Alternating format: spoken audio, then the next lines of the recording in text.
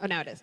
Okay, I'm Christy Kruger. I'm not really an expert. I'm the parent on here, this panel, but I have 4 kids, and a lot of them have had IEPs, and we've done private school and public school and charter school, and I've had to be a big advocate for one of my sons who's been in 3 different counties and about 12 different schools. So I can give you the outlook of a parent that's really advocated very, very, very hard for their child.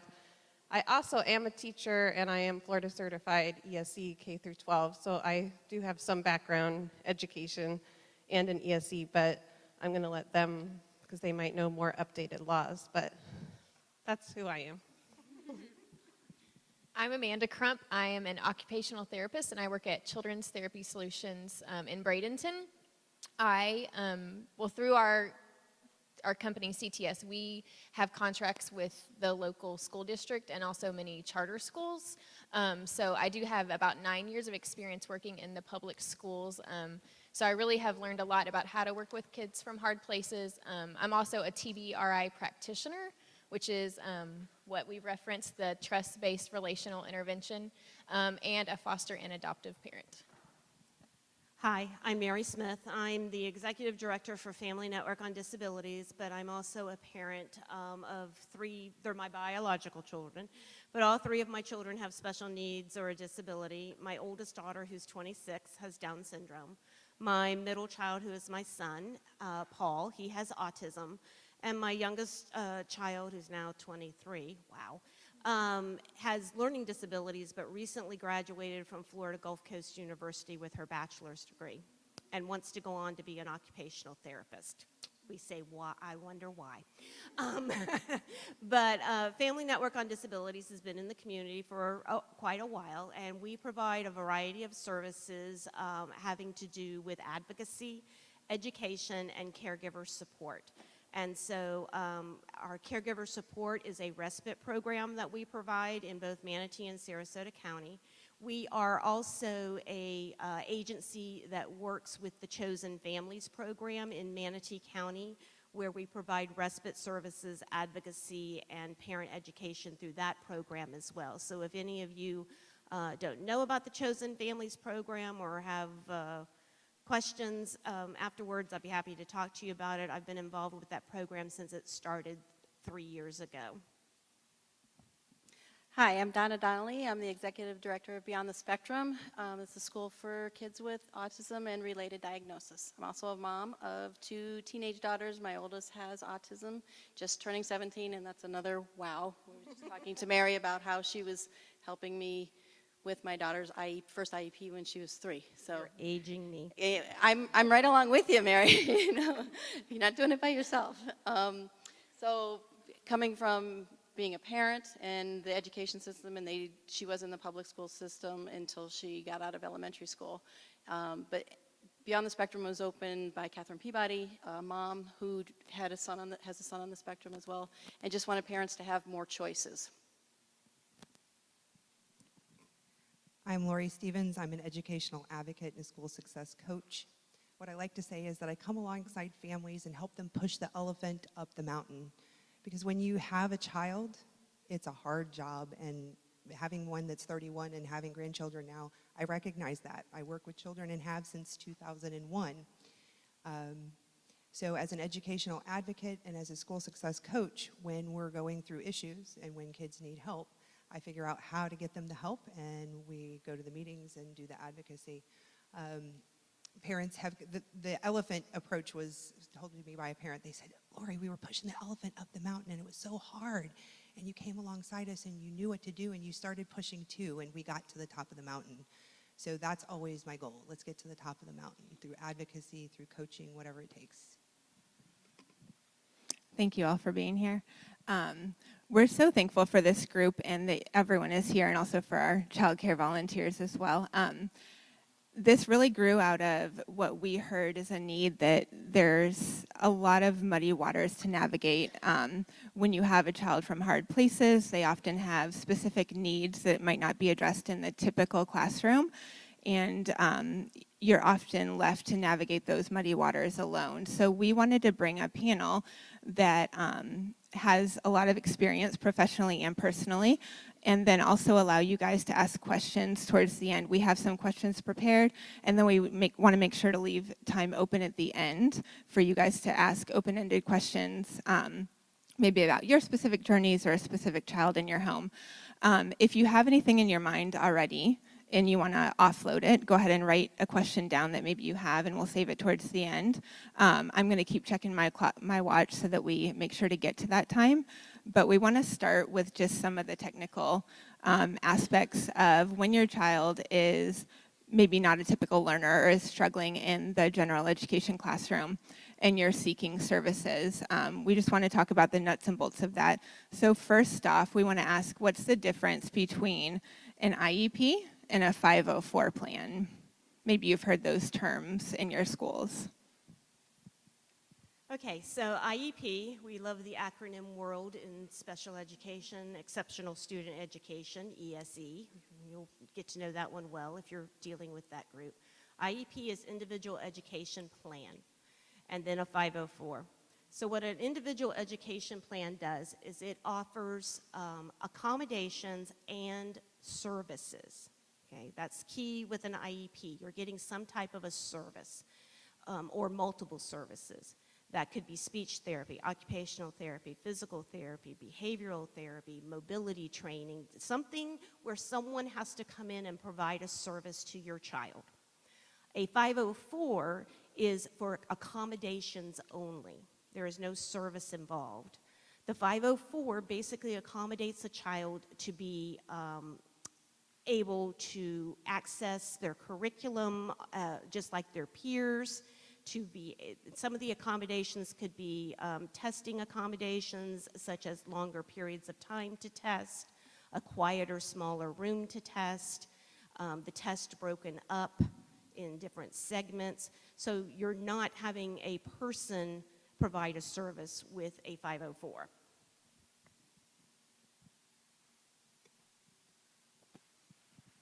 For both of those plans, does a student have to have a specific diagnosis of a disability? Yes, for both plans, there has to be a determination of eligibility, which is a process that families can request and kids can go through depending upon what you're looking at. If you're looking at a learning disability, there's a process, which there's a question on there about that. If you're looking at some other type of disability, maybe autism or intellectual disability or something like that, there's a process for that as well. And schools will ask for a diagnosis from a doctor for those, yes.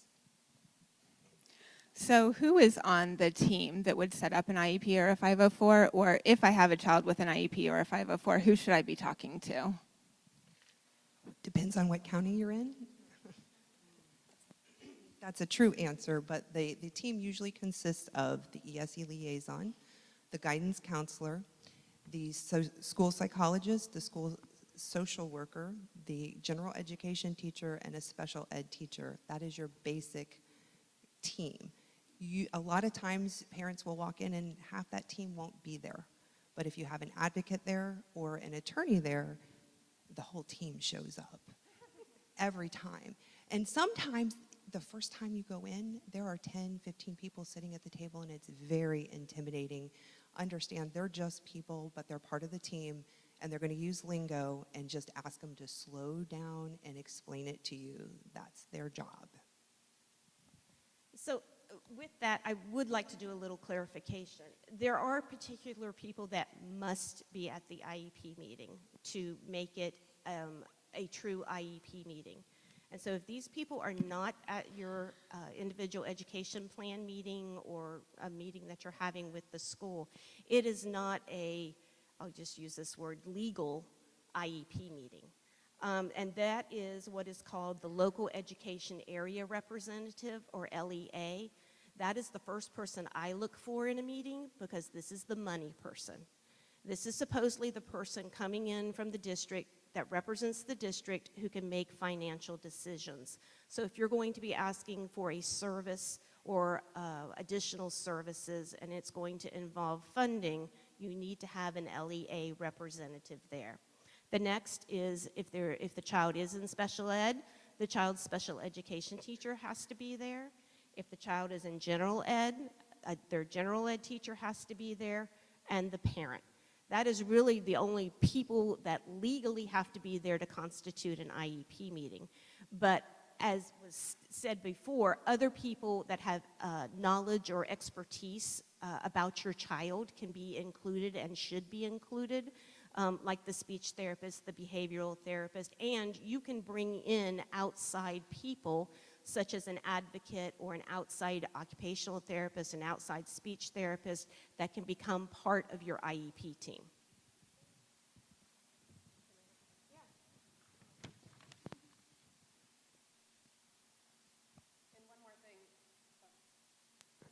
As a parent, I just had to do this. So you're going to get a form they're going to mail home to, like, this is when your IEP meeting is, and it's going to say, you always want to send that back because it's going to say, who are you requesting to be here? And Lori and I just talked about this week. So for me, I know who usually they don't have there and who I want there. So I specifically write on the form, I'd like the principal there, I'd like the vice principal there, the behavior therapist needs to be there. And I even specifically ask if there's, like, when they're in middle school, maybe there's a specific teacher or something. So you as the parent can fill out that form and tell them exactly who you need to be there depending on your child. So that's a hint as a parent, because if not, they're not going to be there. And a difference in the two counties with that is Sarasota County no longer puts an individual's name that will be in attendance for a particular position in the school. They now only put titles. Manatee County still does put names on the notice of conference. It's the notice of conference is the document that you're going to receive to say, this is who we've invited. Is there anybody else you would like to invite? And so Manatee County is still putting names on the notice of conference. It's important information to know who will be at your meeting prior to you showing up. It allows you to prepare. I digress for a moment. I'm sorry, I didn't introduce myself. My name is Caitlin. I will be speaking from my personal experience, so I felt like it was important for you to know who I am and kind of my background as well. Sorry about that. My name is Caitlin. I have 4 young kids. My husband and I have been foster parents. We are adoptive parents. I spent 8 years teaching in a Manatee County school prior to us starting our own Forever Family, and now that is my sole position. Currently, I'm still a certified teacher in the state of Florida, and I also have 2 children who have current IEPs. So I'm glad you brought that up, that you can bring someone as an advocate to your meeting. I've been in an IEP meeting as a teacher and a parent, as few as 3 people in the room and as many as 10 to 12 people in the room. So it really varies, but if you feel intimidated or anxious about that process, having an advocate on your side will really make a difference for your comfort level. So some examples were given, but I think that that is a great strategy if you do feel intimidated by that process, or maybe it's the initial IEP meeting, to bring that person to be your support system could really be a help. So when we talk about IEP meetings and 504 meetings, who calls those meetings, or how do they happen? It depends upon what the circumstances are. If you're looking at determining a child's eligibility for the first time, it could be the parent has brought it to the attention of the teacher, and the teacher has taken it to a team, and they will call and have a meeting to determine if, you know, we need to pursue this further, looking at data that they may be collecting, and have the child evaluated. If you already are established with an IEP or a 504, a parent can call a meeting at any time, and you can call as many as you want. When my children were in the public school system one year, I can remember having like 13 meetings one year. Nothing wrong with that. We got to get it right and make sure it stays right. So, and then they'll also know that you really are involved and do, you know, you want to be part of the process. So you can have as many IEP meetings and 504 meetings as your little heart desires. I think that's important too, to really empower parents or caregivers, that the power is in your hands. If you feel like something isn't going well, you feel like you're not being heard, maybe by the classroom teacher, if you've already brought concerns to that classroom teacher, you can call an IEP meeting at any time. If we don't agree with decisions that were made in that process, what should we do at that point? Document everything, make sure everything is writing. If it's not in writing, it didn't happen. Pete Wright says that, and he is the guru. So document everything, and the first thing you do is say, I disagree with what is going on. You ask questions, come from a place of curiosity, get lots of information, and then there's another process to go through. This will be given at every single IEP meeting or offered at every single IEP meeting you go to, and it is the procedural safeguards. I'll share that with anybody. It's on the website of Florida Department of Education. It is bathroom reading, but read it repeatedly because it's full of great information about the process if you disagree. Again, everything's in writing, and you make sure you let them know immediately that you disagree. But again, in here, it tells you specifically what you can and can't do and how that process works. Through disagreeing, there's the due process, which is very expensive and very long process, but it's an option. Just disagreeing, filing a complaint. There are many ways, but again, it's in that document, and it will explain everything. And this is what I tell parents, even though I'm an advocate and I explain parents' rights to them before we go to any meeting.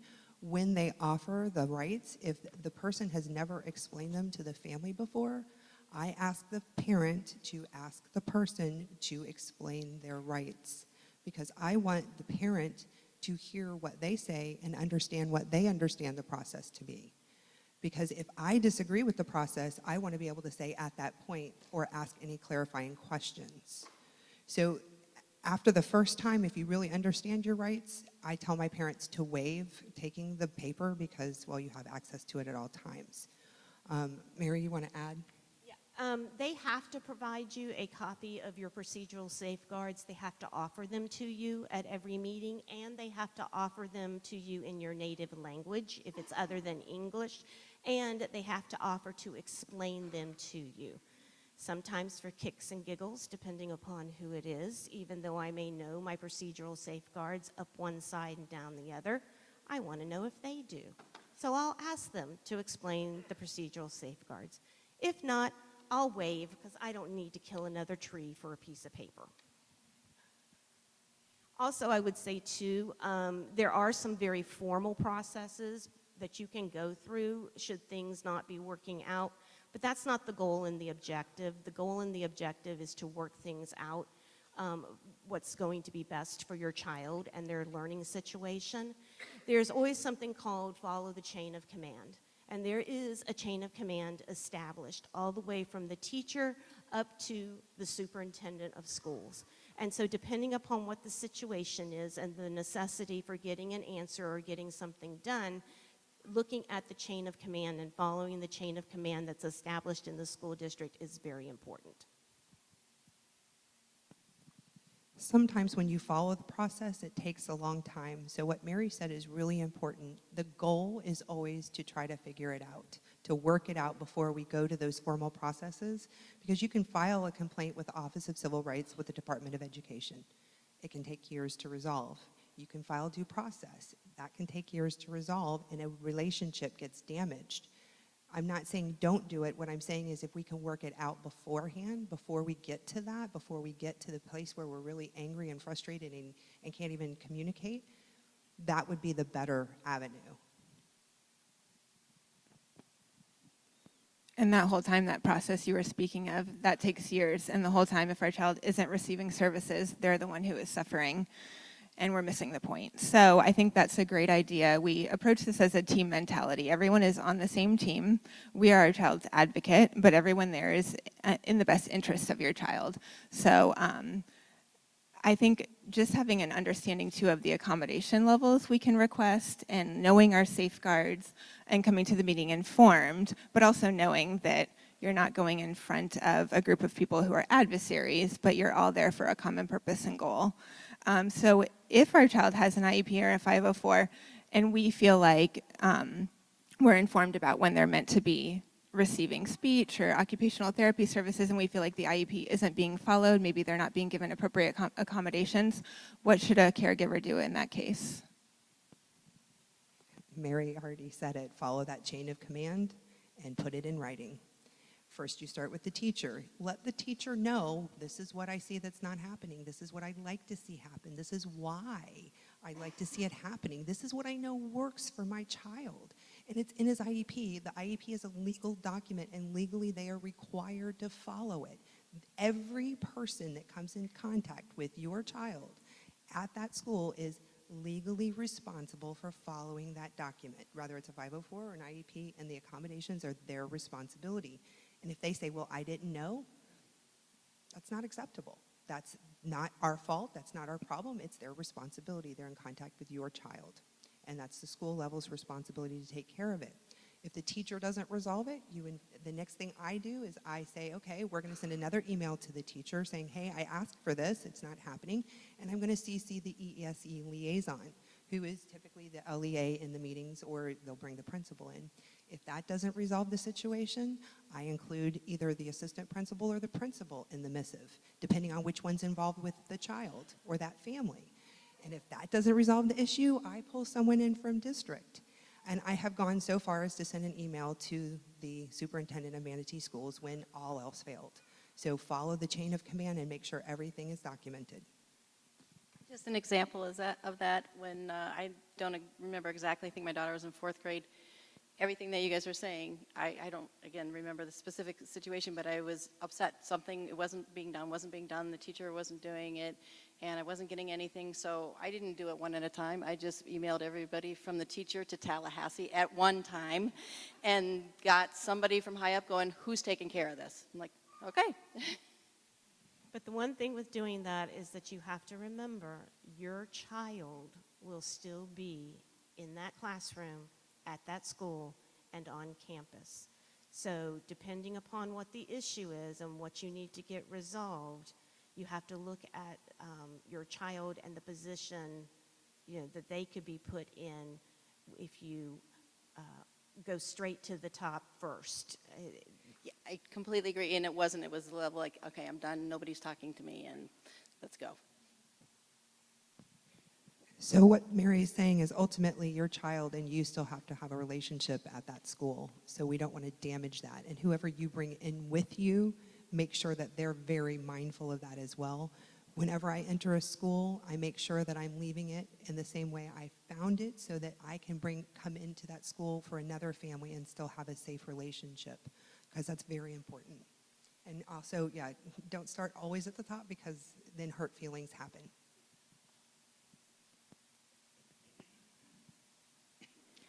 It's much more beneficial for everyone if we form a partnership and get our kids' needs met as quickly as we can. Is there an order to an IEP meeting? Yes. There's definitely an order to the IEP meeting. Do they follow this order all the time? No. Actually, they sometimes start at the bottom and work their way up, but there is an order to the process. First, some schools like to have ground rules or an allotted time. And so if they have that, that's usually discussed first, or an agenda. I am very big on having parents create agendas prior to their meeting and sharing it with the either the teacher or the ESE coordinator or someone that's going to be there, so that the whole team prior will know what is on your agenda to get accomplished. And don't think that they don't meet and have a powwow before you get there.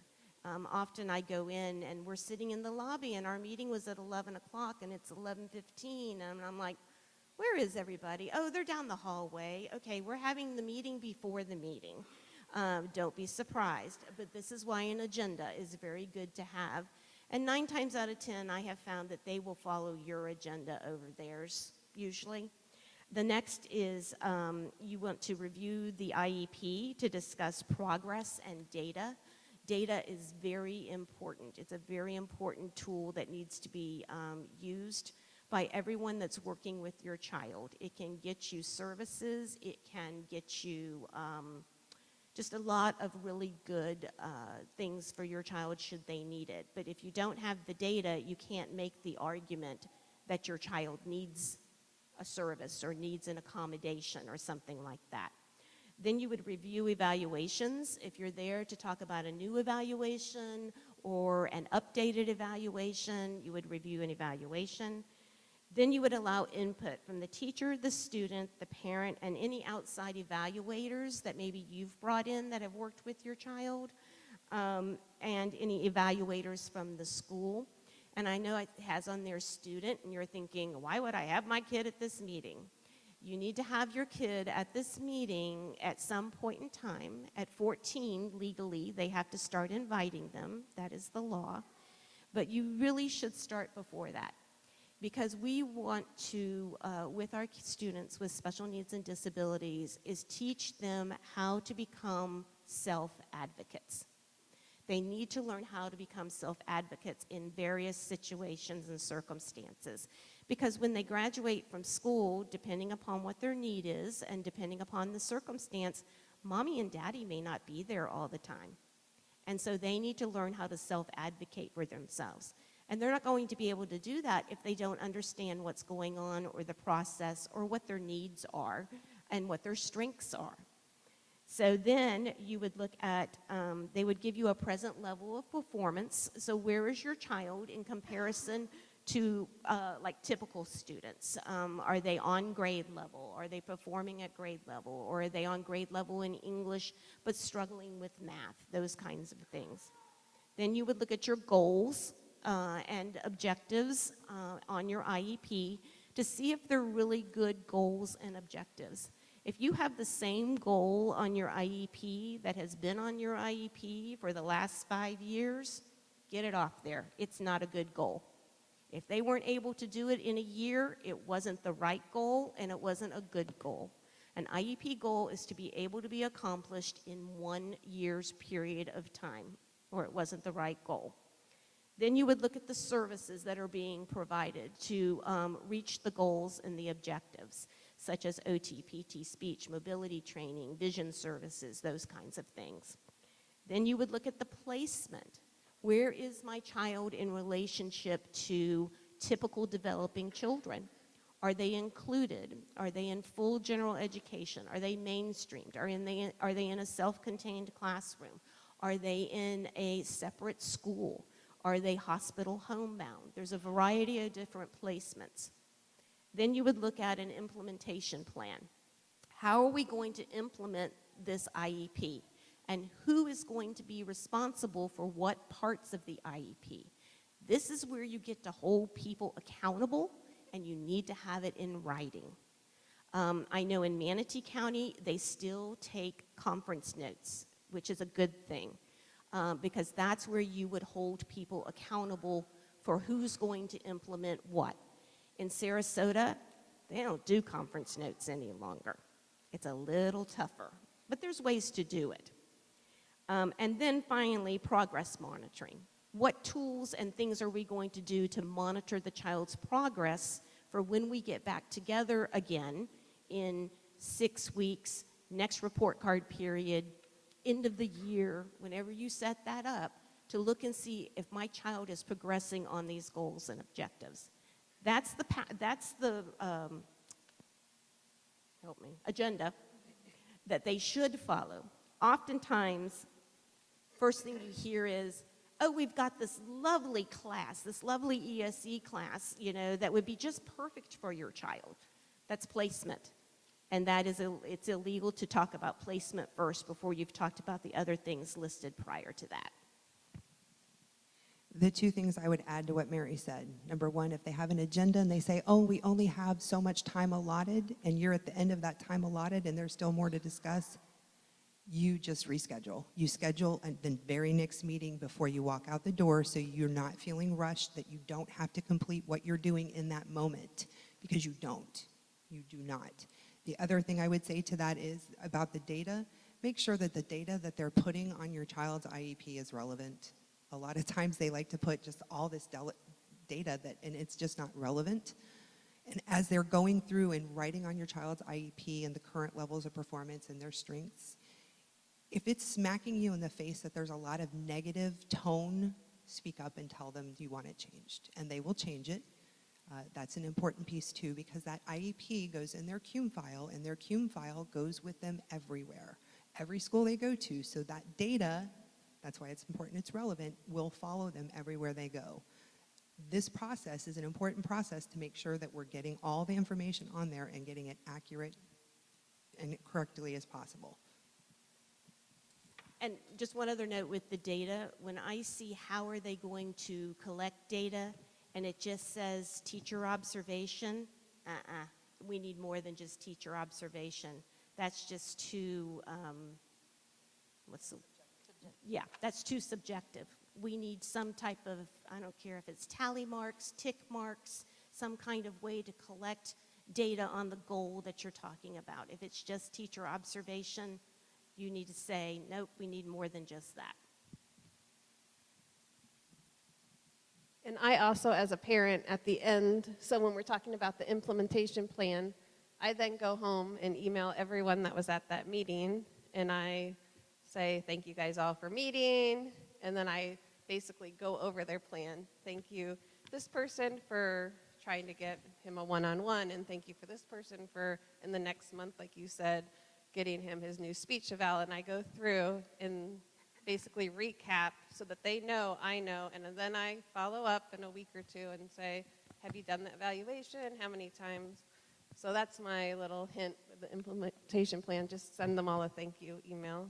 But basically, That's a really good point, because if no one sends you an email back saying, oh, no, you misunderstood, or that's not my job, or whatever like that, if no one sends anything back, her last email is what the DOE, what Department of Education, if they came in and were looking at the file, if you had to file a complaint or whatever, her last email would be the word that they would agree to was supposed to be done, because it wasn't refuted. Thank you.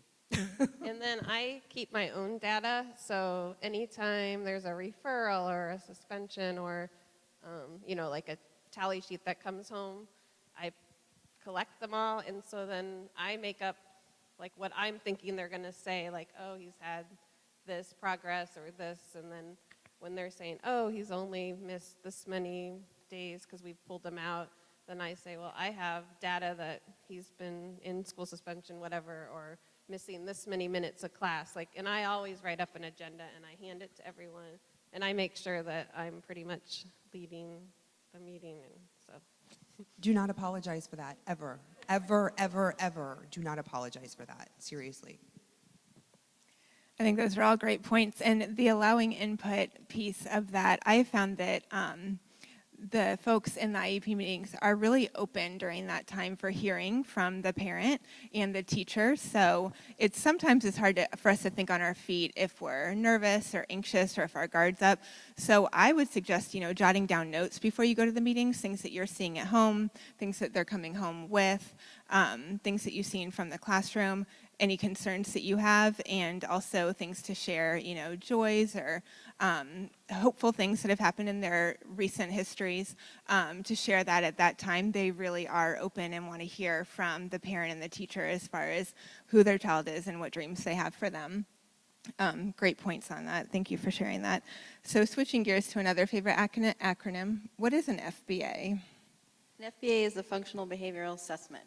I work with a lot of BCBA's behavior analysts, and they are data gurus.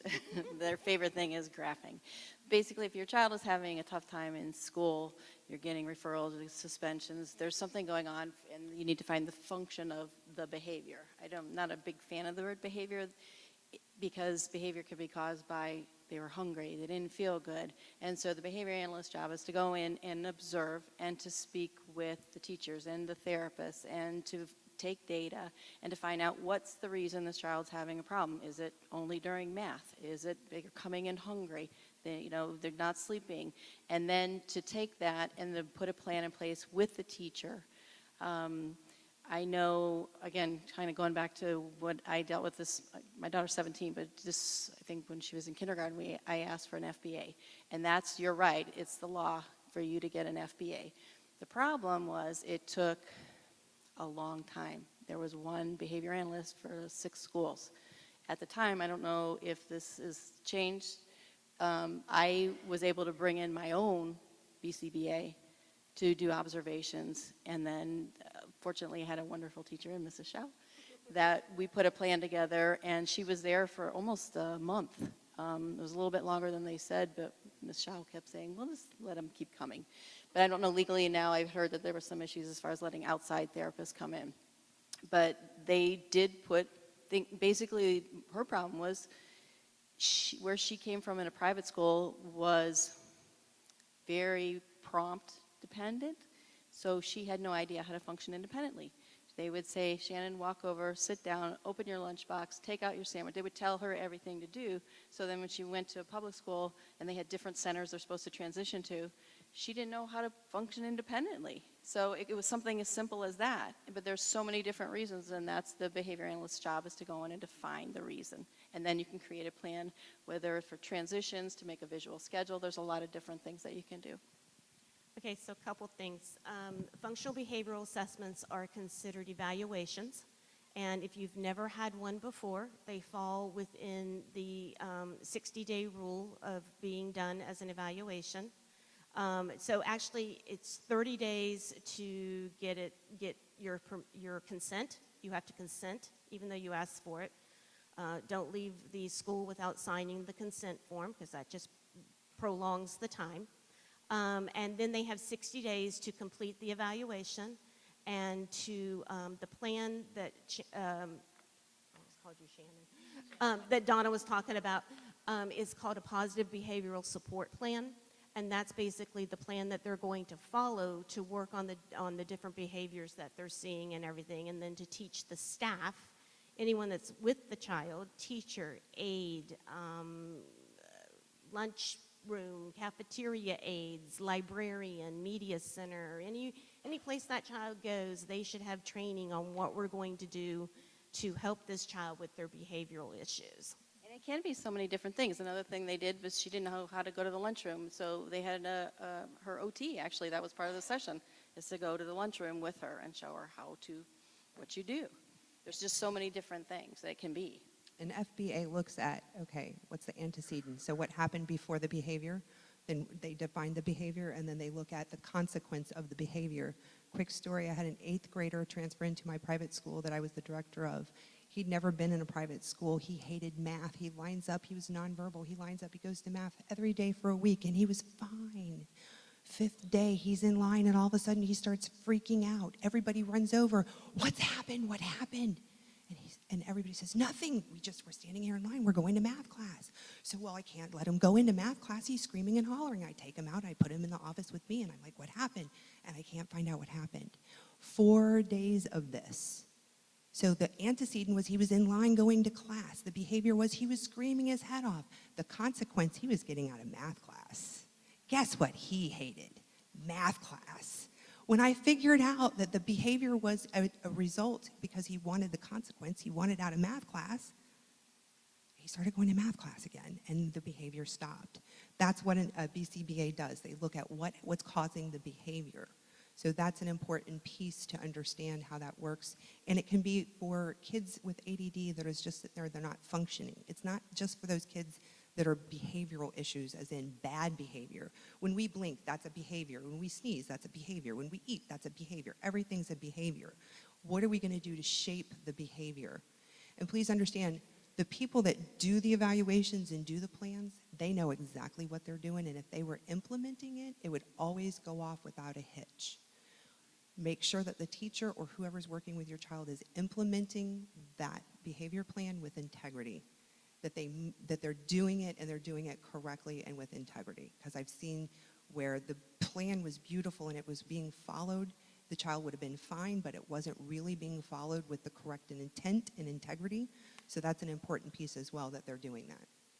I've found too with a lot of the FBAs that I've seen recently, they're starting to have more and more proactive teaching. You know, it's not just how do we respond when this happens, but how can we teach them skills? And they really do line up a lot with some of our TBRI terminology and the life value terms that we have.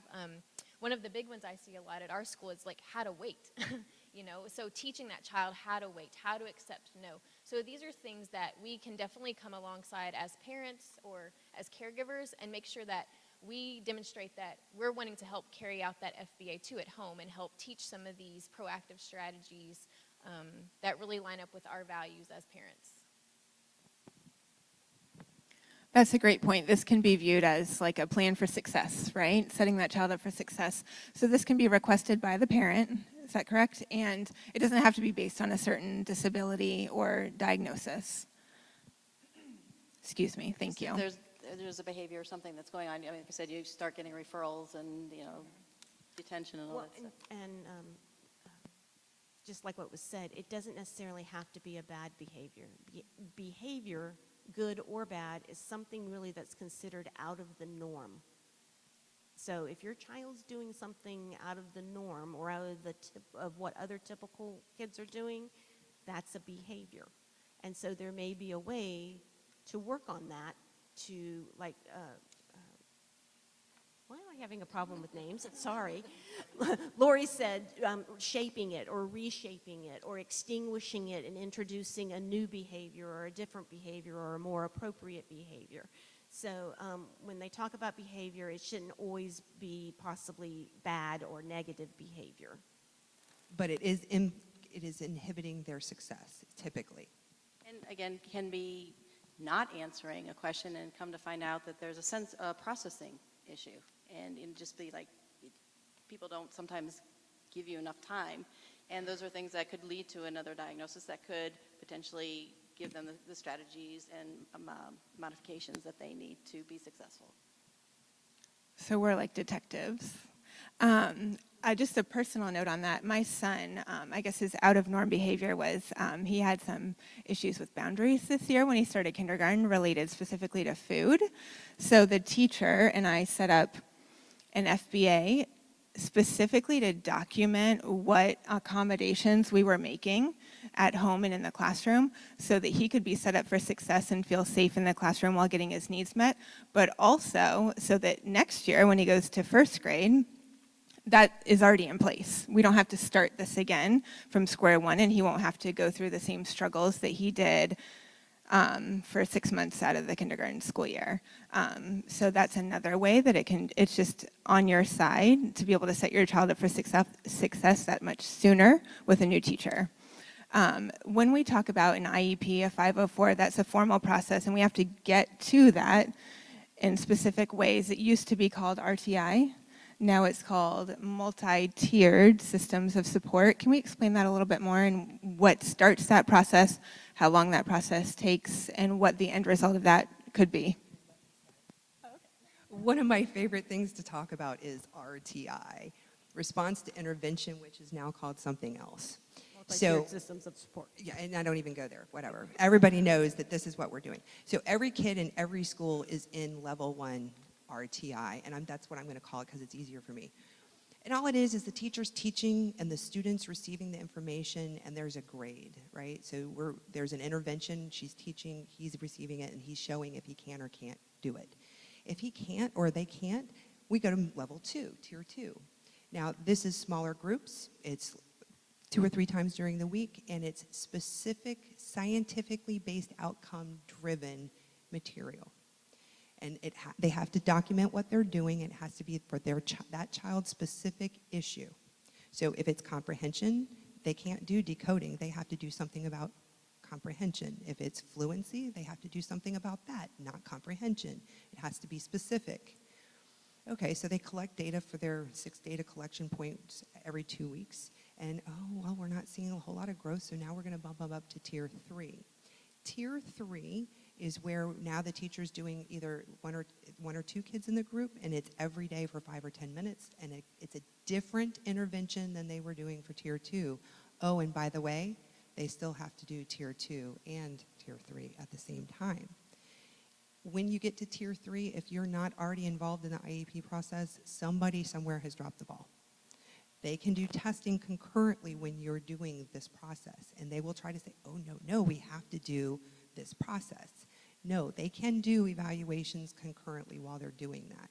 I have had a school psychologist actually tell me, I refuse to do any testing until we're in tier 3. that didn't go well for her. Anyway, so that's my favorite thing to talk about is every kid in every school is in the process. It's how are they responding to it and how far do we have to go? So when RTI was created, and RTI, Response to Intervention, which was the first name, it's been around now about 10 years.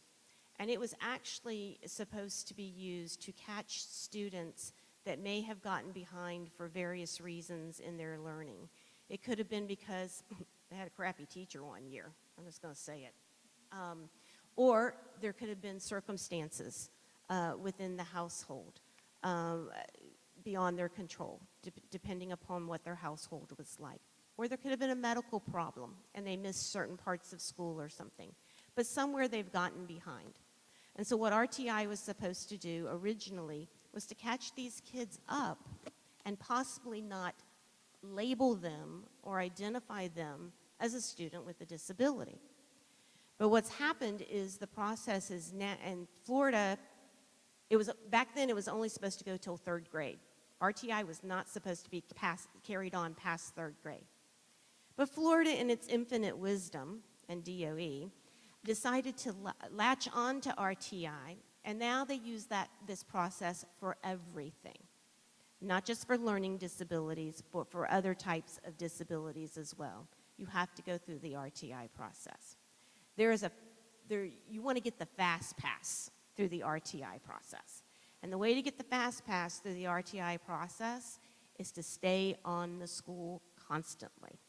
I have known some kids that have sat in RTI, now called MTSS, Multi-Tiered Systems of Support, learn to talk the lingo, for over a year. That was not the intention when it was originally done. And it really does fall on the parents to keep the team moving and push them to get to a conclusion. Do I have a child with a disability of some type or nature, whether it's learning or something else, or do I not? And what are we going to do to catch this kid up? I don't pussyfoot around. You can't. There's no time for that. If your child is not being successful and someone is not talking about the MTSS process with you, ask about it. Where's my child in this process? Has it started? What are we targeting? What are we doing? Where's the data? Because you do not have to give permission for RTI or MTSS. That's not something a parent has to give permission for. If they're doing specific evaluations for your child that they're not doing with other children, that's where you have to sign consent. But for this process, you don't have to be involved. You're supposed to be, but you don't have to be. So I've had parents say, I've never heard of that, and their child's in Tier 3 already. Well, but by Tier 3, they have to notify the parent. DOE does require that, and they have to be brought into a meeting by the time your child's getting ready to go in Tier 3. So if your child's already in Tier 3, they screwed up. I've experienced it, that's why I've mentioned it. So is the school collecting data on all of our children? You mentioned that all of the kids are in Tier 1. So is data being collected for every child or just at Tier 2 and beyond? If they're in Tier 1, they're not collecting data. Well, they're not collecting specific data, but they're collecting grades. That's their data. The iReady, that's their data. So that's the data that they'll use at Tier 1, and if they're responding to the teaching, then there's no reason to move to the next level. Would it be appropriate, I know Amanda mentioned like TBRI principles, and some of us have an Empowered to Connect background, and we're, a lot of parents are well equipped in strategies that work well for the children in your house. So would it be an appropriate time for caregivers to bring interventions that might support the child in the classroom? You mean to the teacher or something? Oh, by all means. I mean, it's kind of like, I always, before my kids started a new school year, I would always make a list of their strengths and their weaknesses and the things that worked in our home and gave it to the teacher on the first day of school. And if they're in the process, yes, it is definitely. If you know something's working, bring it to the process. Bring it and offer it up as part of it. And a lot of schools, a lot of teachers, a lot of people doing the interventions will incorporate that and try to do that if it's doable in the classroom setting. So all of these legal documents that support our kids and provide services, they're all based on the idea the act. Can we briefly talk about what that is and why it's in place? Why do we need to know about that? I think this is more of a Mary and Lori area than me. I don't know how I got this question, but I know it is.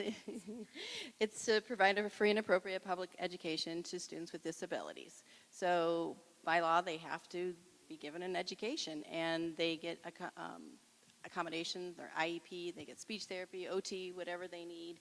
It also gives the parents a voice in their IEP. And I'll let you guys take it further than that. You want to go first? No. Oh, come on. Hang on, I'm looking for my notes still. Okay, she's looking for her notes, okay. I don't have it totally memorized. I just threw them under the bus. I was supposed to Public take Law that, sorry. 94-142 started in 1975. In 1975, they had already started desegregation.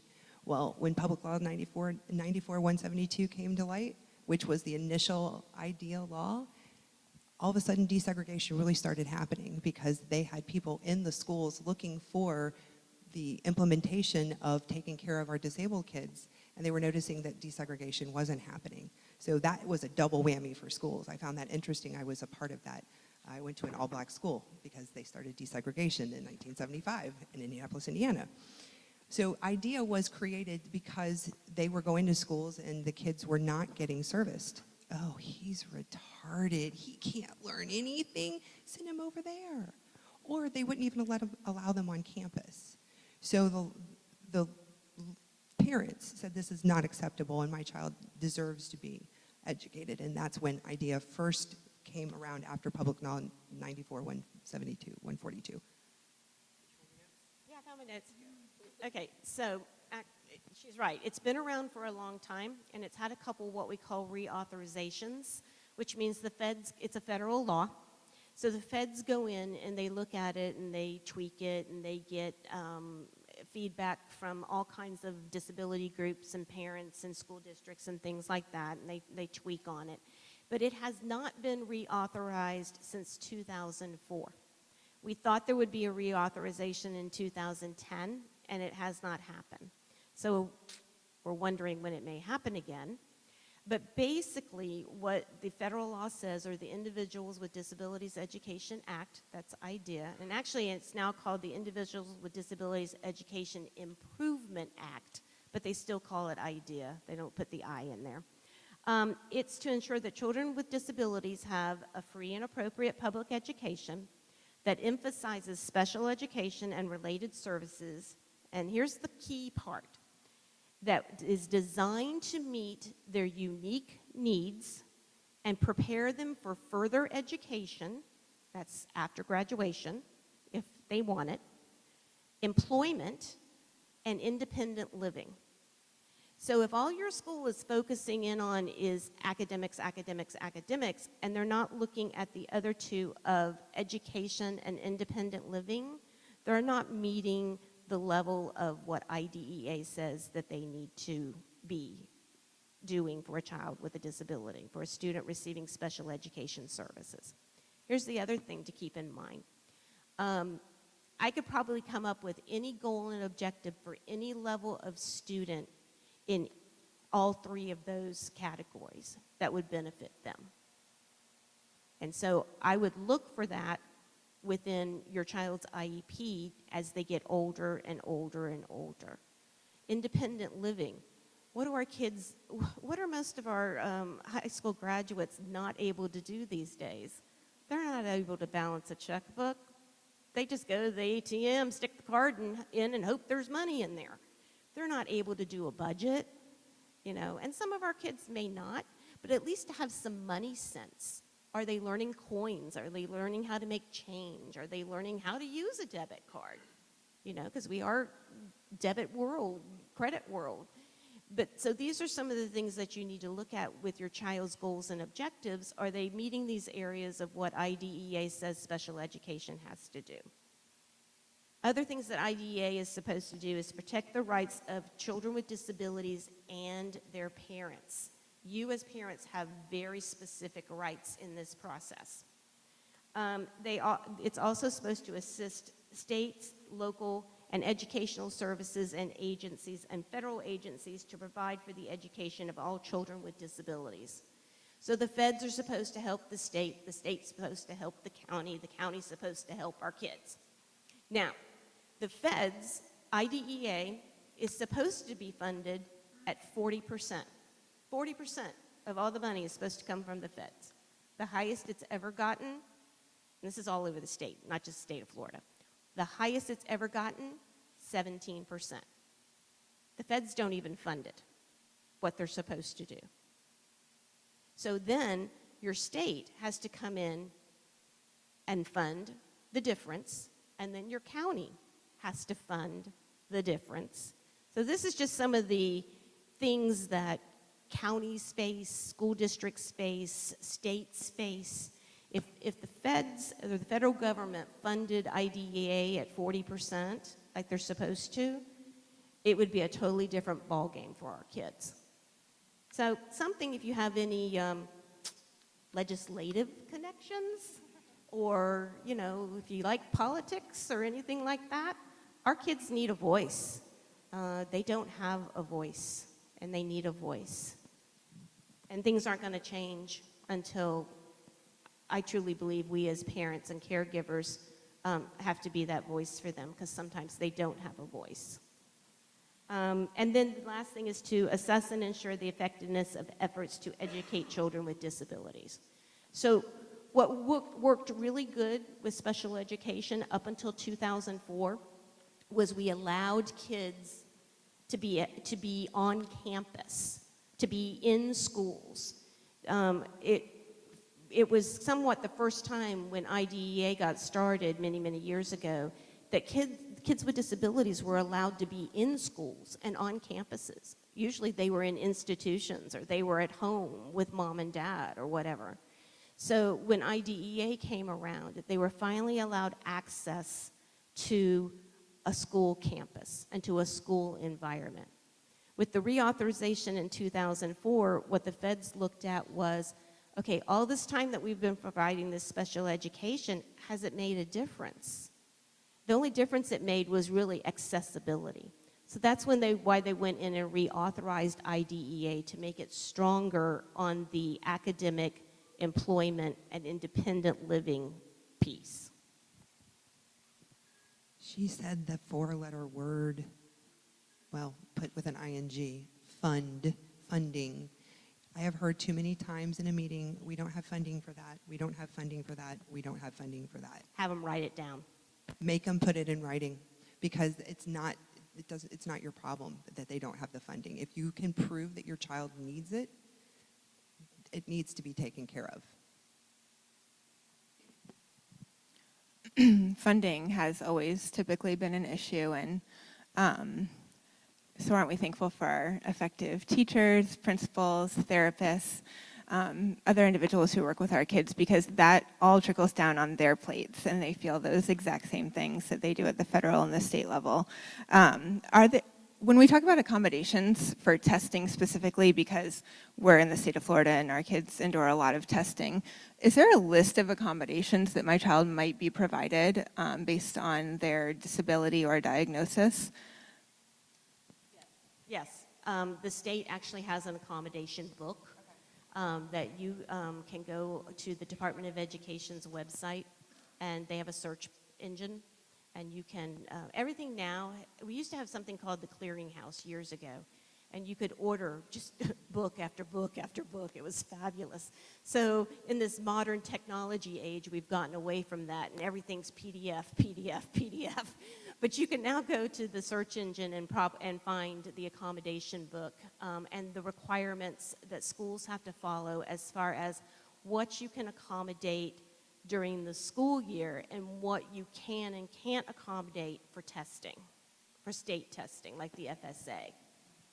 That's helpful information to know even before an IEP meeting, excuse me, so that you can go in prepared for what an idea that you might have of an accommodation that would help your child be successful, if maybe it wasn't on the radar of the IEP team or something like that. If your child has an IEP, you've probably heard McKay, Gardner, scholarships and fundings. They are provided a matrix number. In a nutshell, what does that mean, and where can we find out more information if we want to take advantage of that? Mary was talking about the IEP process. There are 5 domain areas in the IEP that need to be looked at: curriculum and learning, social emotional behavior, independent functioning, healthcare, and communication. If your child has a goal in any of those areas, it goes on the matrix. So the 5 areas are looked at individually. If there's a goal in curriculum instruction and he needs a lot of intervention in that, then he will get numbers, he will get check marks, and the further down it goes, those numbers are added up. I wrote down I actually have a copy of a matrix. They score them 1 to 5 in each domain. 1 to 5 in each domain, and then there's a range, and the matrix score is then converted to a 251, 252. As you can see on the screen. There we go, screen. We're all having word aphasia today. There are the different domain areas, and each one converts to money. A 251, depending on the kid's age and grade level and what county they're in, a 252, and it goes on up that way. The matrix score is done by the LEA, which Mary spoke about before, which is the local education agency representative, and they're the ones that do it. They typically do not do that at the meeting.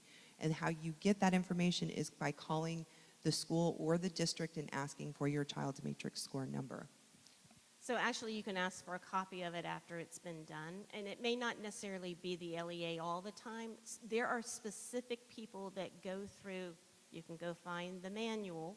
It's on the DOE website if you want to see the training that they have to go through. The manual is like this, of all the things that they have to look at. And so they put several people in the district through that training.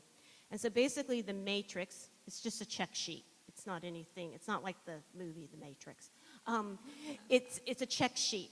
And basically it should mirror your child's IEP as far as services that they're receiving and their needs and things like that in the 5 different domains that she talked about.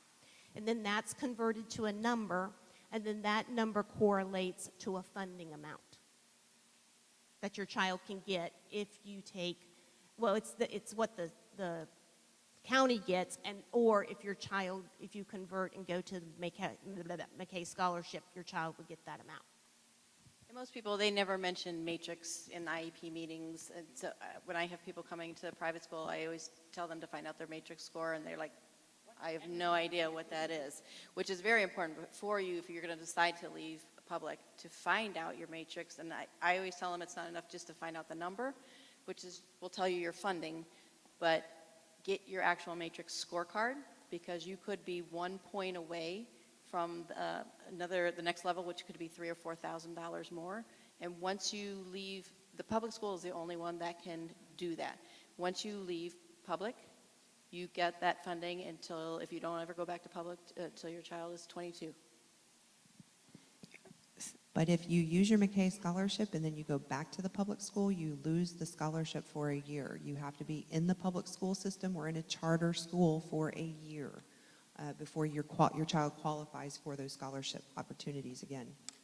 So if our child is in the public school system, they have a current IEP, they're entitled to a certain amount of money based on their matrix scorecard as McKay Scholarship.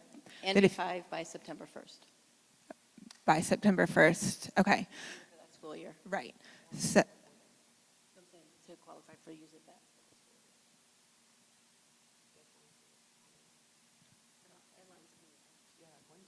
Okay, so I'm not there's talking about several deadlines. deadlines that we're talking about up here, and we're all looking at each other, making sure we're talking about the same things. Yeah, The I wasn't first talking about deadline the is deadlines. filing your application or your intent, saying, yes, I'm going to use this. You find that on the Department of Education's website. If you haven't figured it out, fldoe.org is handout a on the very good, website. yeah, it's an essential website to know. So you file that, they tell you what your matrix score is and how much funding is available to you. That has to be done, that deadline has already passed. It was the July 3rd, I want to say. The second deadline is August 2nd or 3rd, and that's you have to have them enrolled in a McKay recipient school by then. Then the one you're talking about, the September one, is when you get your first payout, isn't it? No. As a school, That- no? that is correct. That's when you get the first point. But what I was saying, to qualify for McKay, they must be 5 by September 1st. I've had kids that turn 5 in October. To get the McKay, you have to have an IEP and be 5 by September 1st, just to qualify before you can even file your intent. And have done a year in public the year prior. Can't count like when he's 3 and then you're going to do it at 5 because you went to private. Right. So when McKay originally started, you could only pull your McKay if you had done, if you had an IEP for kindergarten. They changed that rule a couple years ago where they now count a child's last year of pre-K towards McKay. So if you have a 4-year-old that has an IEP, did pre-K in the public school system, and for kindergarten you're thinking that you would like to go to a private school and pull your McKay, your child would qualify. But if you have a 3-year-old that does a pre-K class and you're thinking, oh, well, I'd like to send them to a private pre-K for 4, you don't get the McKay. It doesn't qualify. It's that last year of pre-K. So that is money that your child could be entitled to put towards private school tuition if you choose to go that route. Not every private school accepts McKay Scholarship, and there is a list of them just by searching on the Florida Department of Education website. You search by county, and then it pulls up all the schools in your county that accept McKay funding. And that might not fund your entire tuition at that private school. You're responsible for the difference. As a parent, I have 2 examples. I have one child that basically just gets speech, and I knew I was going to want him to maybe go to a private school next year. So at the end of the IEP, they wanted to cancel his speech. Well, I said, no, I think we need to continue with the speech for next year. And then I was able, because he had that gave him a matrix, and I was just able by July 3rd, because I did it like July 1st, I was able to use that and apply for the McKay, and then next year he basically gets to go for free. So don't let them, even if you think your child's doing well, it's always good to keep some of those therapies just in case your child needs a different type of setting, even if they're improving. And the other hand as a parent is they try to take away services pretty fast. So never let them at an IEP meeting, try to take your OT or your speech or maybe one of the other domains. Because, or if you need more money to get them into like a higher level McKay school, adding that behavior component really can bump up their matrix. So I've kind of learned that it's always good to keep that matrix higher and keep as many domains filled as you can. And it's what a person does is what the funding comes from. Like modifications, accommodations do not count on an IEP, speech, OT, PT, more restrictive in classroom, something that the cookie cutter kid doesn't get is what puts the funding up there. And a good point, that was a good point as far as them trying to take therapies off. You can't, if you know like you're going to leave, but generally like, you don't tell them, and they want to take speech off or something off, if you can get them to either leave it on or just ask for a consultation, which means a therapist will come in and talk to the teacher once a month for 15 minutes, it counts the same as whether they were getting 15 minutes consultation or 90 minutes a week. It counts the same. Okay, good information for us to know as caregivers, just so that we're empowered to make those best decisions for our kids to thrive in their school setting. Whether our kids are in public school, in a general ed classroom, an ESC classroom, in private school, in therapies, what is the best way? What are some tools and strategies parents and caregivers can use to form good partnerships with the teacher, the school, the principal, working as a team to bring success for that child in a school setting? So one of the best things I found, the year I finally got all my kids at the same school, because there were years where I was running to 3 different schools, but we decided we were really going to work hard one year and get all of our kids at the same school. So I had 2 in kindergarten and 1 in 2nd grade, all at the same school. And I went in with feet running and became a part of that school community. I didn't shy away from the PTO. I didn't shy away from volunteering. I didn't shy away from being classroom mom and working with each of the teachers. And basically, over time, I really learned to hone in on my advocacy skills better, because I was a lot younger then. And I was able to form bonds and friendships with other parents there who looked out for my kids as well when I didn't even know they were looking out for my kids, because they accepted me because I wanted to be part of the school. And so also with the teachers, I was always very open and honest with them and would keep good communication with them. Now back then, we used to send what we called a communication log back and forth. It was before the day of all this technology. Now that you've got the technology of emails and texts and different things like that, keeping in touch with your teacher and your therapist is key, with good communication and expectations too, because they're not going to know what you expect of them unless you communicate with them. With the principals and the vice principal, I was never shy to go and talk to them about a problem or an issue or a concern, not yell at them, talk to them, and then see if we could come to some kind of a resolution to solve the problem. So I truly believe that communication and fostering those relationships, I never forgot birthdays, I never forgot the end of the year, I never forgot Christmases, made a big difference. And I did that all the way through elementary school, and then my youngest one, when she got to middle school, she said, okay, you don't have to do it for the 7 of them. And I'm like, okay, you're on your own. But I really do think communication is key. As a parent, it definitely is. And it also, you guys had mentioned before, as far as getting with the teacher and giving them a list of their likes, dislikes. I had a great tip from an OT when my daughter was young. She said it was a little less obnoxious way to talk to the teacher, was to write a letter to the teacher from the child. Hi, mine was Shannon. I am 5 years old. I really don't like when babies cry. It causes me a lot of anxiety. Sometimes the tags on my shirt bother me. These are the things that help me, and just kind of going on all with those things. Like I said, as it's coming from her, ending with my mom and dad really love to get emails and phone calls if you want to talk to them about how well I'm doing, and give the email and phone number. Everything they said is super important, building a relationship with the teacher.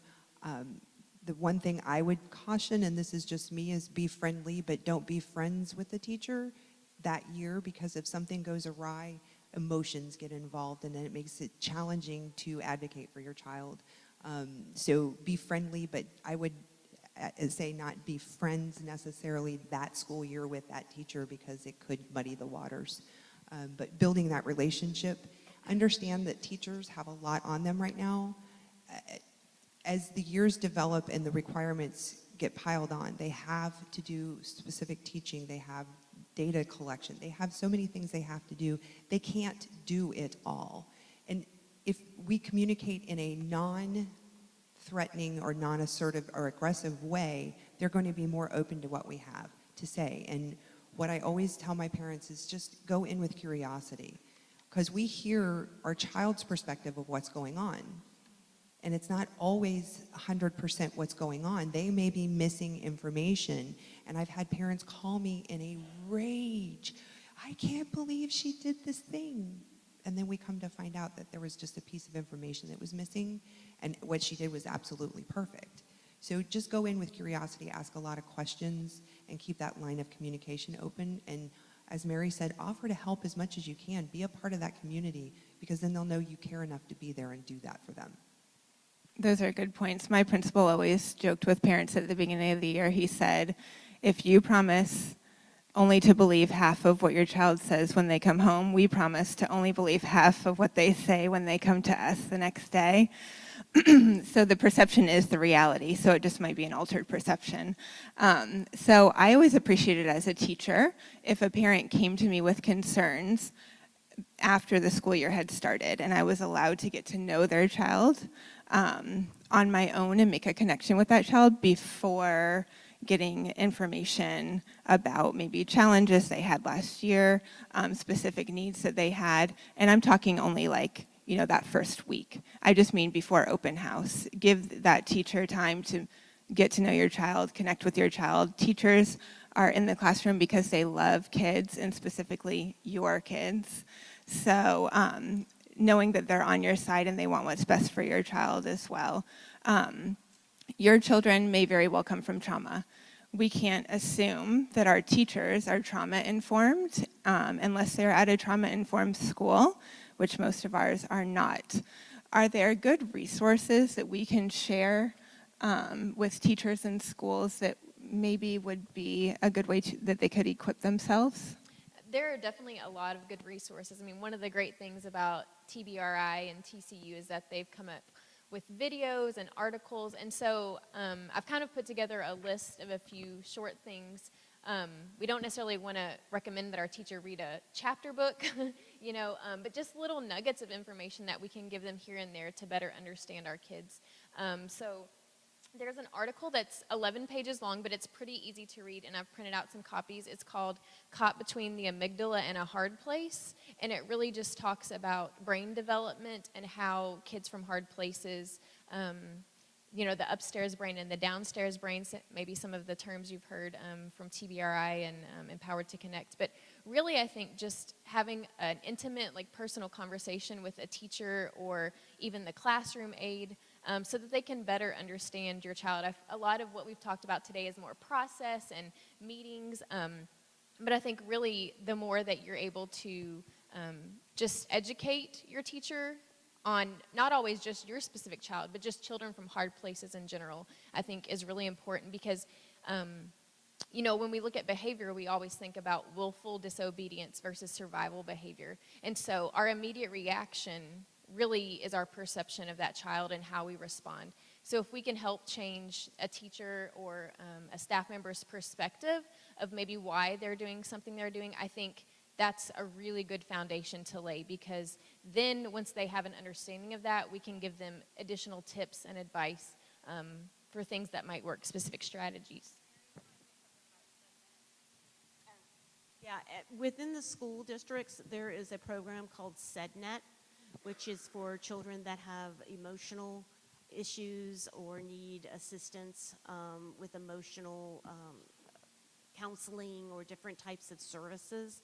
So you could bring a SEDNet, the individual for your county, to invite them to your IEP meeting to see what resources they could offer the school or the district.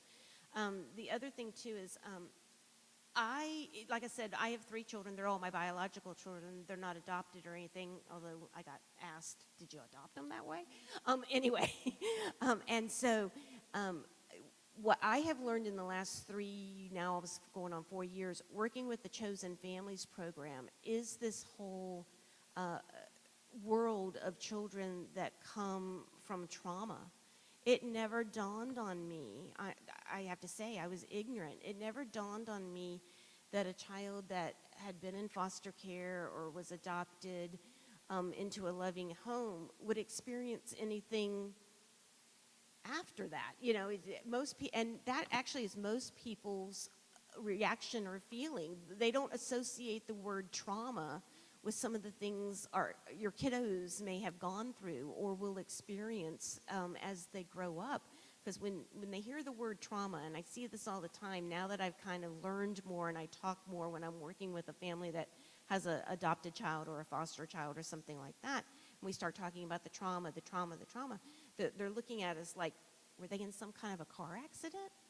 You know, and it's like, no, you have to understand and how it may not surface until they're teenagers, you know, and then you see not only the wild, fabulous hormones and teenage experience, you can see the results of this trauma and everything, because every child's experience is different. So, but I do think what I see is the more and more we talk about it, and unfortunately with some of the circumstances that have happened over the last couple of months and years, I look at the Parkland shooting down south and look at that young man, and by no means am I condoning anything that he did, but if we haven't even heard the surface of what this child went through, either before he was adopted, while he was adopted, what services he received, what services he didn't receive, and it's not going to change unless we start talking about it and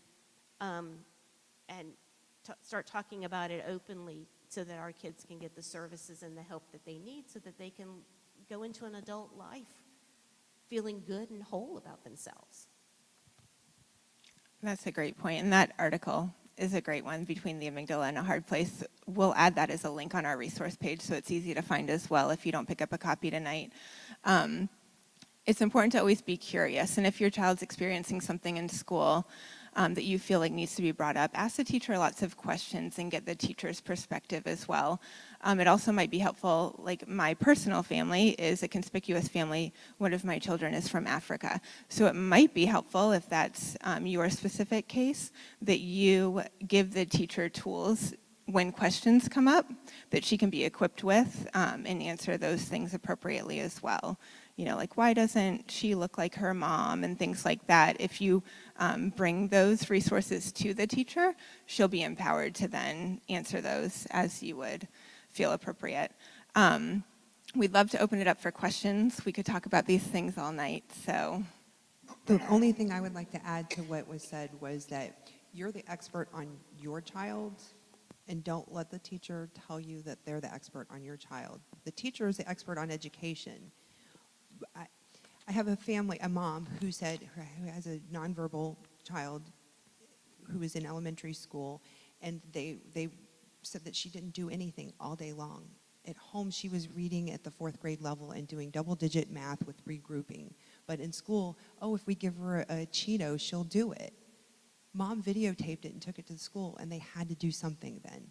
So mom was the expert, but the school didn't want to believe it. So believe that you're the expert on your child, that you know your child, and don't give up on your child, even though the school may or may not understand or see what you're seeing, because they're not physically disabled. You can't look at them and say, oh, look, they have a limp or they have a broken arm. It's not visible. The trauma is not visible. So the teacher's like, oh, well, they're just lazy, or they're just choosing to do that. Make sure you're clear on that you're the expert on your child. As well as our kids are smart, and they know how to sometimes manipulate the system. My daughter, when she went to transfer to public in kindergarten, they did an assessment. They said, okay, she can count to 10. And I'm like, she can count to 100. She just gave you enough to make you go away. And you did. All right, any questions?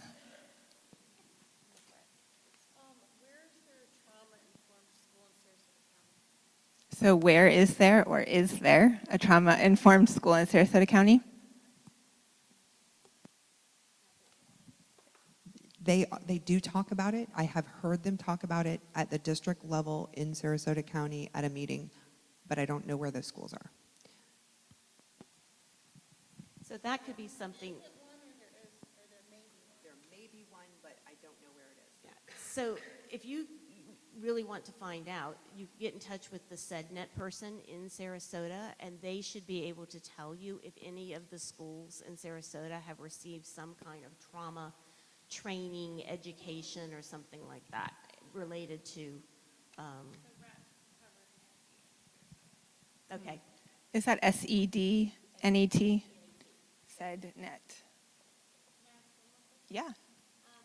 How do you get a representative if you're feeling overwhelmed going into an IEP meeting? You know, you try doing them for a while, and let's just say you run into a lot of trouble. Because I've been to 504 meetings for like many, many years, and I'm facing an uphill battle soon with another one, and I am overwhelmed. How do you get When I started my business, everybody said, who's going to pay you? And I said, the parents will pay me. And they do. So you find somebody, you Google. There's FND, there's myself, there's Pam Lindeman out of Orlando who trains and has people locally. There is also the state provides advocates for free, but they're from the state, and it's usually via phone or a conference. So there are many ways to get help or assistance. Most parents who come to me say, I Googled you, or they were referred by a school psychologist or a psychologist in the community that I've networked with.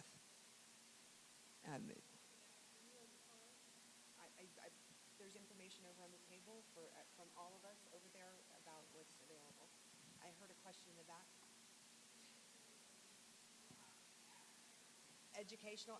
Educational advocate is what I call myself, because I started out as a child advocate, and I thought, well, no, I'm not really doing that, because that people think about the court system. So then I thought, well, a parent advocate. Well, I'm not really advocating for the parent either. I'm advocating for the education, the proper education of this child. IEP advocate. What other terms have you heard? You said it, parent advocate, IEP advocate, education advocate. Those are kind of the main ones. What F&D provides is we do parent advocacy because we feel that it's very important that although parents get burned out, that you're in this for the long haul, possibly until your child's 22, and our advocates may not be around that long.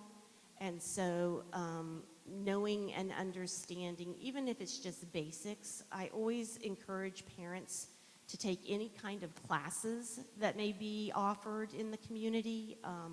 We offer a series of 6 classes. It's called Parent Mentoring and Support. And it's basically A to Z, soup to nuts. And within that is 3 special education classes. And it's really intense. They're about 3-hour-long classes. But you will walk away with a better understanding and knowledge base, a more equal playing field. And then, of course, you know, bringing a parent advocate with you a couple of times can be very helpful, but it lets the school know, okay, this parent's got connections. They have found someone. So if we mess with them too much, this advocate's gonna be back, and you know. So and then it's just learning, you know, how to work with each other. The classes, they can get foster parent CEUs too, right? For some of the classes you provide? I don't have foster parent Okay. CEUs. No, I haven't signed up for that. But we do offer the classes in Manatee County, and we are going to offer them in Sarasota County as well. Our board decided to offer a series set this year in Sarasota.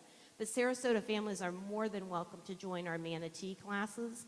And we actually have 2 sets of series scheduled in August and September, a daytime from 10 to 1, and an evening from 5:30 to 8:30. And if you go to our website, you can get more information about the parent mentoring classes. And just to be clear, an advocate you bring to your meeting could also be like a private therapist that you have, a professional friend that knows your situation well, something like that as well. A grandparent, an aunt, whoever the caregiver is that knows your child. If you want to take 4 or 5 people to your meeting, take 4 or 5 people to your meeting. Stack the odds in your favor. Make yourself comfortable. I always tell a parent, never go alone. My husband always went with me. He sat there and hardly said a word, except when I would get excited, because it was a little more emotional for me when I was the parent and not the advocate. It's harder to do your own child. He would very gently and grab my knee under the table, and that was my signal. Okay, come down, and let's start. You know, and it's also nice to have a second person there that can hear things that maybe you may miss or that you may interpret differently, and also someone that could take notes for you as well, that you could go back and construct your email that you talked about to everyone saying, this was what I understood you were going to do, and this is what I understood you were going to do, and my nice little secretary here took the notes for me. But I always tell parents, do not go alone. Do not go alone.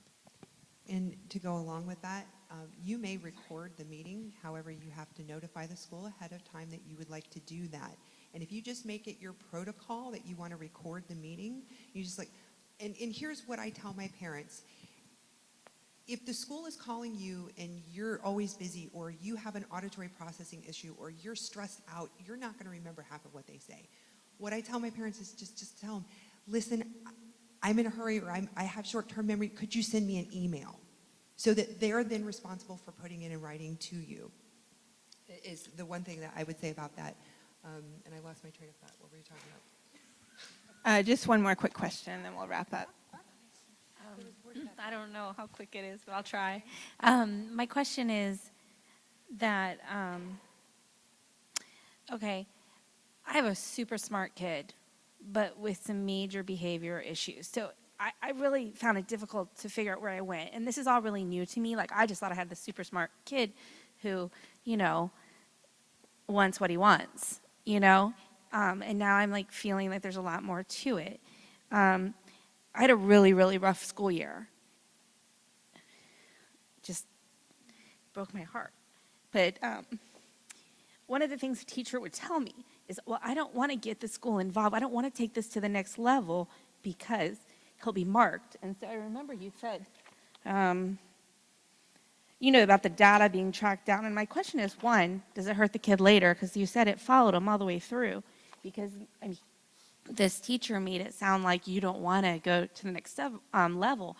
Now, on the flip side of that, I feel like this teacher should have told me about all these opportunities that I'm hearing about tonight that I really didn't know existed. I've just started hearing about them, I think, through here mainly, coming to these things. So I guess my question is, does it hurt them later, is my first question.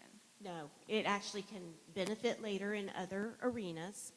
But the other thing too is if the issue or the problem gets resolved because of interventions and you no longer need the interventions, you no longer need the IEP, it goes away. And any diagnosis that they put on when they were 4, it can be resolved, like you said, and go away off the IEP. You get one every year. So And it does follow them, but it's not necessarily bad. right.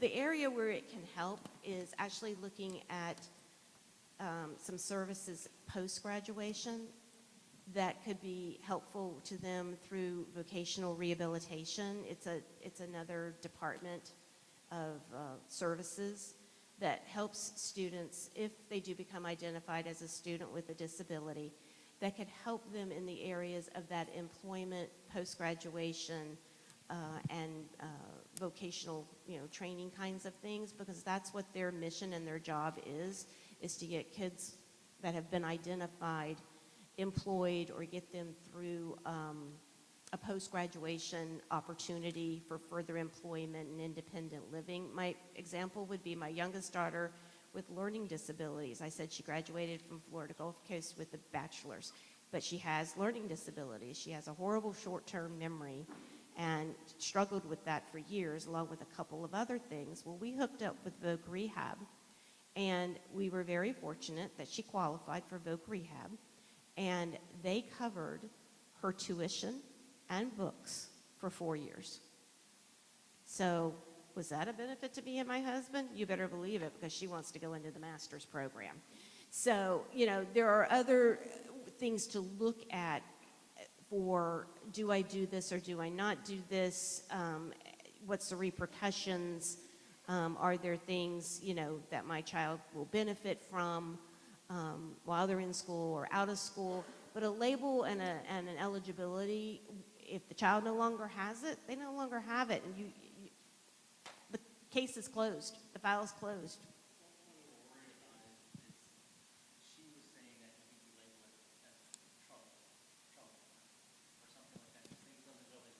He already I got some is. typical kids that are troublemakers. And he's already been labeled as a troublemaker. Kids are being labeled whether we like it or not. What we want to do is make sure it's the right label. Which would give him services and coping strategies and all the things that he'll need, if not now, at some point, and it gets tougher as they get older.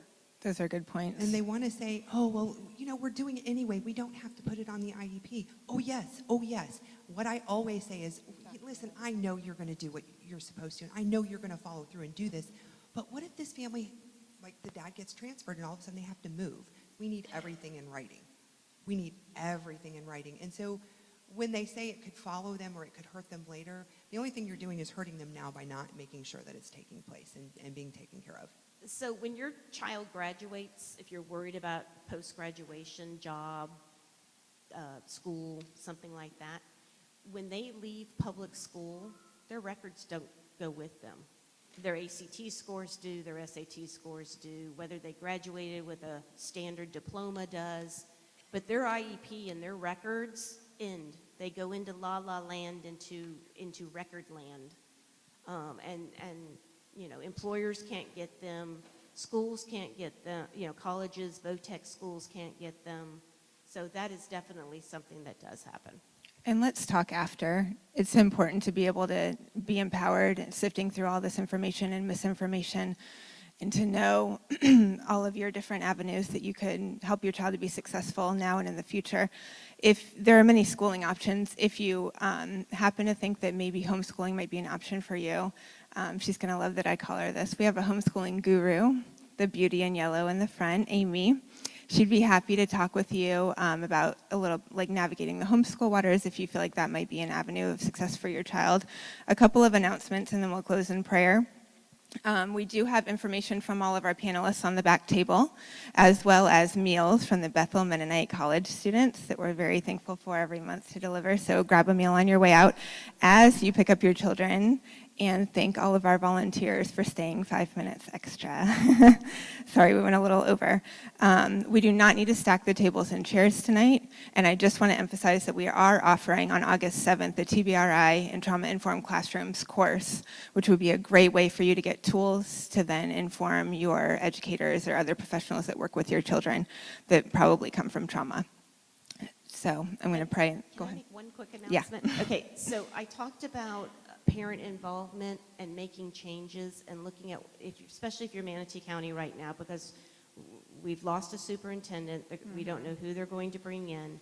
We have 3 school board seats that are up for election. And it is a pivotal time in Manatee County to find school board members that are aware of students' exceptional student education, the purpose behind it, aware of our students and their needs, and they don't get shoved to the back of the line.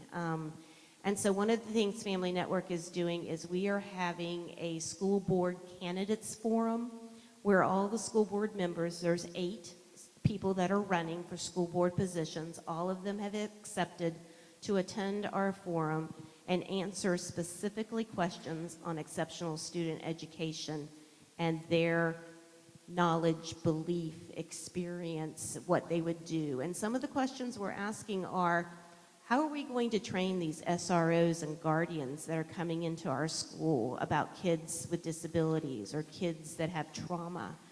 And so that we don't have kids taken down or put in handcuffs or whatever. Other things, bullying. Bullying is huge, unfortunately, among our population. So that's one of the questions. And there's specific laws about that. Anyway, there's a flyer over on the table. It's August 7th, and we're just trying to get as many people that want to come and learn and be informed so you can be an informed voter. So sign up for the TBRI class that day, and then that evening, go to the meeting as an informed parent or caregiver. So I'll pray and we'll dismiss, but let's talk after. This is important. God, we're so thankful for this night. Thank you for our panelists. Thank you for everyone here. Thank you for our child care volunteers and the hands that prepared the meals. We do have some giveaways in the back, and we're thankful for just the ministry that we can provide and meet families' needs on many different levels. And God, we just are so hopeful in the truth that you are writing our children's stories and our stories and weaving them all for good and for your glory. And we're just so thankful, and we pray that everyone would return home safely. In Jesus' name, amen.